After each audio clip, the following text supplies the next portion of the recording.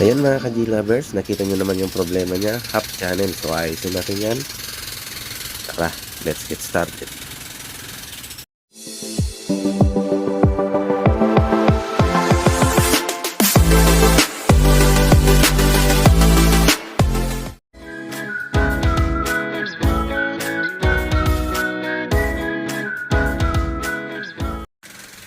So bali pasensya na kayo sa ingay pala mga ka-G lovers kasi may nag-aayos dyan. So bali reduce ko na lang yung yung babaan ko na lang yung background natin na sound para hindi nyo marinig yung ingay. So, ang problema nito ay half channel yung problema, walang tunog. So ang gagawin natin, i-check natin to. Tapos aalamin natin kung bakit walang tunog sa kabilang channel. So, baklasin ko lang muna siguro to para makapag-check tayo. Mag-voltage biasing tayo mga ka-G lovers. So bali ito mga ka-G lovers, nakatanggal na tayo sa casing. So ready for testing na tayo. Ang check ko muna yung output.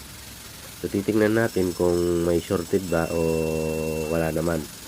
So check nga natin kung nasa 90 plus yan. Oh ito, nag-buzzer. Parang shorted.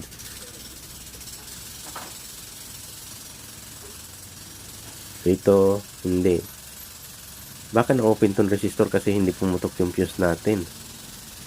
Sabi ko na na-open yung resistor.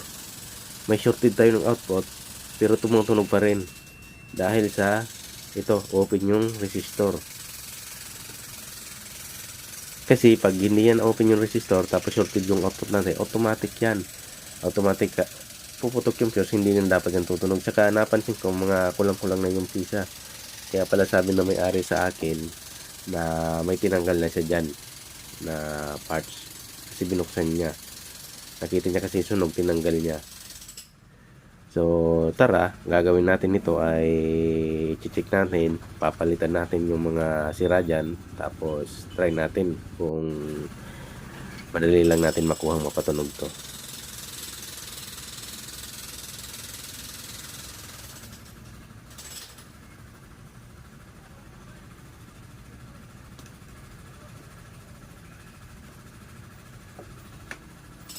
Mukhaawin mo na po. Hindi na ito ko na.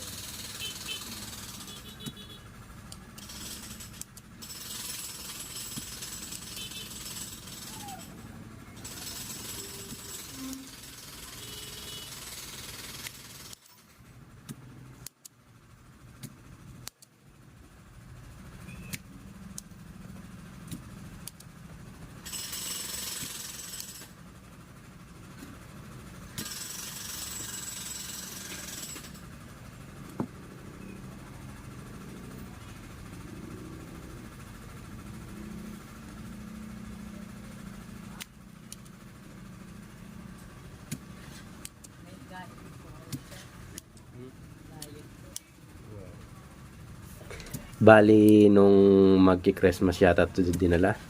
So kung hindi ako nagkakamali. So nakasave lang to sa cellphone ko, hindi ko pa na-upload. So ang gagawin natin ay tinanggal ko yung dalawang output, tapos mamaya tatanggalin natin yung open na resistor na rin. Tapos papalitan natin. Check natin kung talagang shorted nga talaga tong output na to. Ito yung open na resistor. Na-open siya dahil shorted yung output.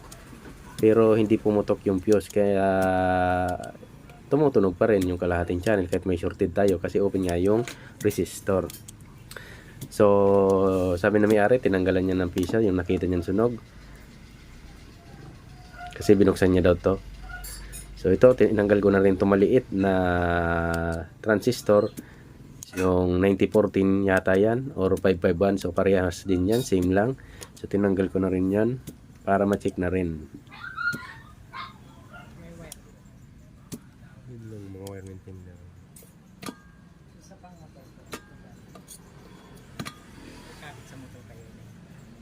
Yan sa baba garo na pula.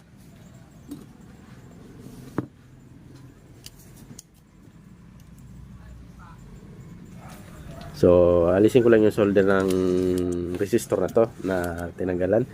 So titingnan natin, aalisin na rin natin yung open na resistor, yung 5 watts yan na 0.25. Kalimitan na ginagamit talaga dyan 0.25 or 0.23, pero kalimitan talaga o kadalasan 0.25 na 5 watts. So tanggalin na rin natin yan. Tapos yung output na nakita natin na shorted, so tanggalin na rin natin. So ito yung patayo na 5 watts. So tingnan natin, 0.25 yata talaga to. So kita nyo naman 0.25. Yan, 0.25 o 0.25 5 watts. So yung output naman sunod natin na tanggalin, tapos check natin talaga kung ano shorted siya. So malalaman natin yan pag nakatanggal talaga siya diyan sa ano niya, sa connection o sa board. So yan, tara tanggalin lang natin. Tapos itong isa tanggalin na rin natin para ma-check natin. Malay mo may leak yan. O hindi siya shorted pero malay mo may leak or pwedeng good siya. So hindi pa natin alam. So malalaman natin yan pag natis na rin natin. So, bali, papromote muna ng aking channel. Kung bago pala kayo sa ating channel, please subscribe and pahit ng notification bell para updated kayo sa lagi kong pag-upload na video. So, maraming salamat sa inyo.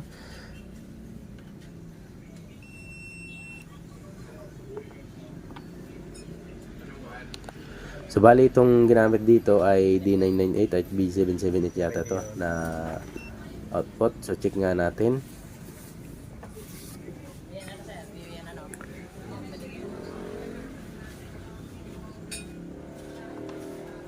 So, ito pa. So, ito yung shorted. Yung isa, check natin yon na naka-diode sign. Pero, hindi naman siya shorted.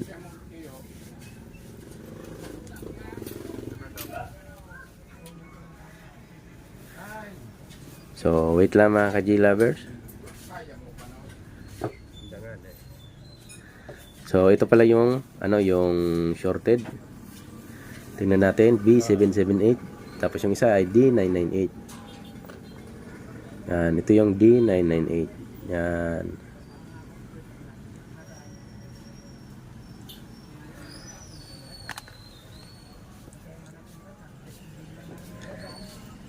So, set natin sa diode sign para ma-double check pa rin natin. So, yan. Check nga natin. So, 0.5. 0.5, okay. So, ibig sabihin, good yung output na to. Yan, good. Diba, good? Yan. Next naman natin ay siguro papalitan lang muna natin to.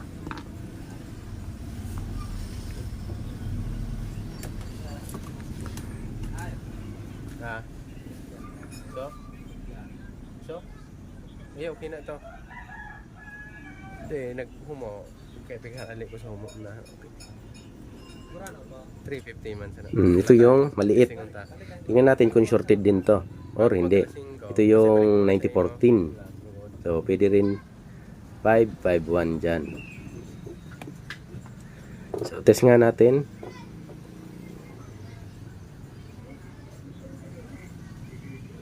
So check natin. So basta 9014 yata to. Oh, 9014. So, test natin kung inabot ba to. Kadalasan kasi inaabot to. So, minsan hindi naman. Pero kadalasan inaabot to. Mukhang hindi siya inabot. Mukhang hindi siya inabot mga ka-G lovers. So, pwede natin tong ibalik ulit. Ay, bumaba. May leak. May leak pala. Ito, inabot. May leak. Sabi ko na may leak. Inabot pala. Akala ko hindi inabot. So, palitan na rin natin yan. Tapos yung resistor na tinanggal dyan. Yan, palitan lang natin yan. Tapos check natin. Siyempre mag-voltage biasing tayo bago tayo magkakabit ng output. Pag normal yung voltage biasing, saka natin ikakabit. So napakadali lang naman, di ba? So paulit-ulit ko itong ginagawa. So sana naiintindihan nyo, nagigits nyo. Para lang to sa mga baguhan na hindi pa kabisado yung ganitong pag troubleshoot. So yung iba kasi nadaanan na yung mga iba kong ginawang video. So alam na nila kung paano to ayusin yung mga ganitong problema pag check. So alam na nila, ito yung bago natin. So yan, kita nyo 0.5. So nasa 0.5 din dapat yung voltage biasing natin. 0.3, 0.4, 0.5 sa mga ganyan. So okay, dahil meron na tayong pampalit. Yan, meron tayong resistor na pampalit. Yung 1/2 at 5 watts. Yan. Okay, dinouble check ko pa. So next natin, kabit lang natin to. So pagkatapos natin siya maikabit yan, tapos testing tayo, magte-testing tayo. Dinouble check ko pa siya, oh. Talagang sinigurado ko 0.5, 0.5. Okay. So okay ito. Yan resistor, hindi ko na masyadong tinetest yan kasi kadalasan okay naman yan. Ito yung 9014 natin. OL dapat okay. Okay, 0.6 din.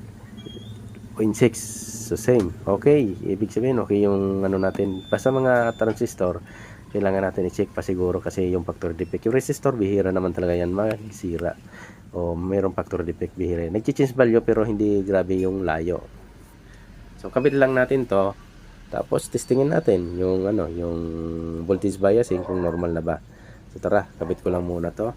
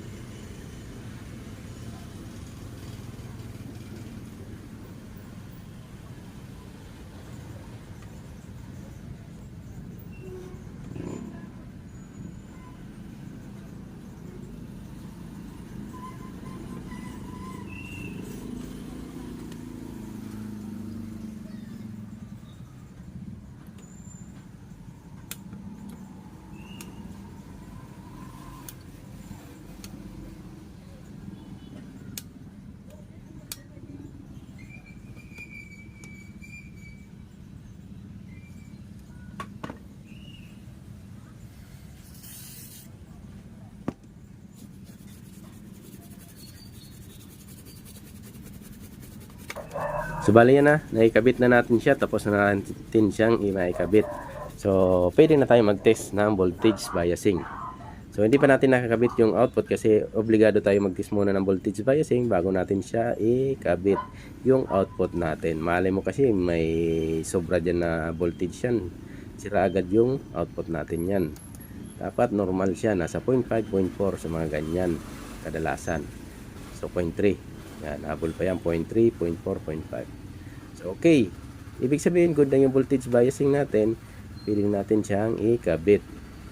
So, dito, okay din, okay. 0.3 din. Hop. Hindi natitest na maigi. Dumudulas. Yan, 0.3 din. So, ibig sabihin, okay na rin to. Kabitan na natin siya ng output. Tapos, pagkatapos natin magkabit ng output, siyempre, try pa rin natin i-audio test or rekta na natin siyang patugtugin. So, tara, kabit natin yung muna yung output nito.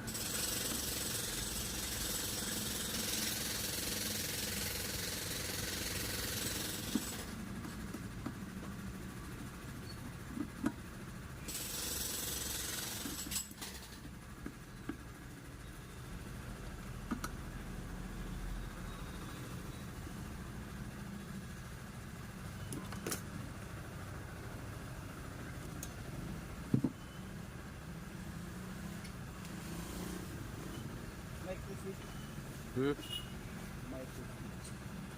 Ayan, tigsabi mo. CP switch daw, boss. Ayan, tigsabi mo sa LED. Sige, sige. CP switch sa video, okay? Tira da. Ang pulo. Pera? Ano? Ha? Ha?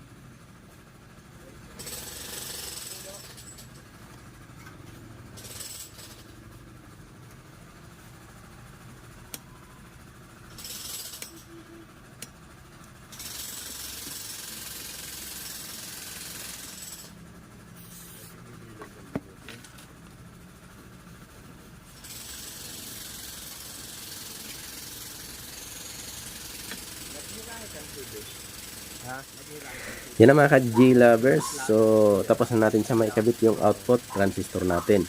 So, sinisigurado ko nililinisan kong mabuti yan para wala talagang kilamsik na lead yan. Delikado rin kasi baka pumutok yan. So, ito. Siguro rekta na lang natin patunogin. Automatic off. Hindi na tayo mag-audio test. So, try na natin siyang irekta. Guys, kalugi. So, malalaman natin kung okay na ba yung tunog nito. So, ayusin ko lang yung connection na hindi magdikit-dikit dyan. Tapos, rekta na natin siyang patugtugin. So, kahit isang tornilyo lang, basta kumapit lang. Yan. Sarang inchit.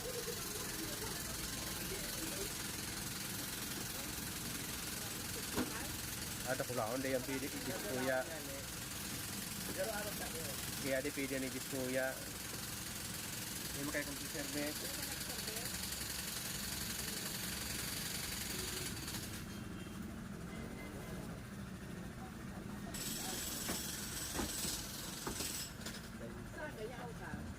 Mayo. Biyok mo. So, bali yan na mga ka-G lovers. Ready na tayo sa pag-testing. So, try na nga natin kung both left and right na may tunog. So, magpapasalamat na ako sa inyo sa lagi niyong panonood sa aking channel. Thank you very much sa lagi niyong panonood mga ka-G lovers.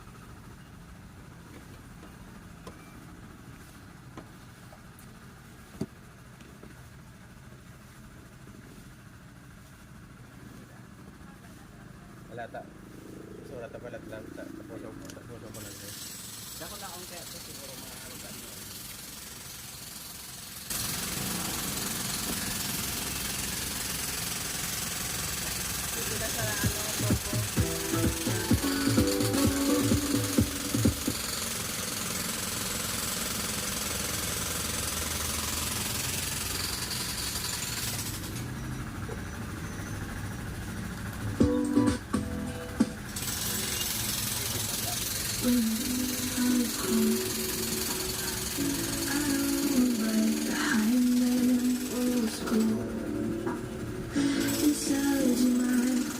I've seen the post, you miss me and it shows. Funny how you think you're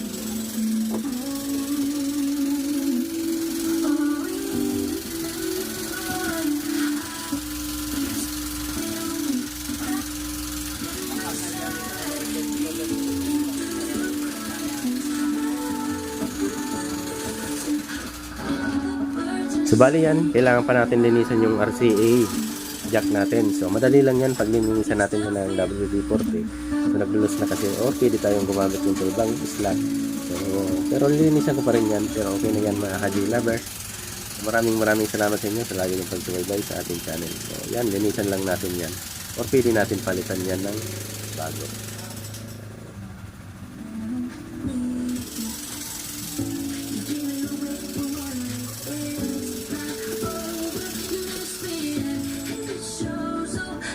that you think you're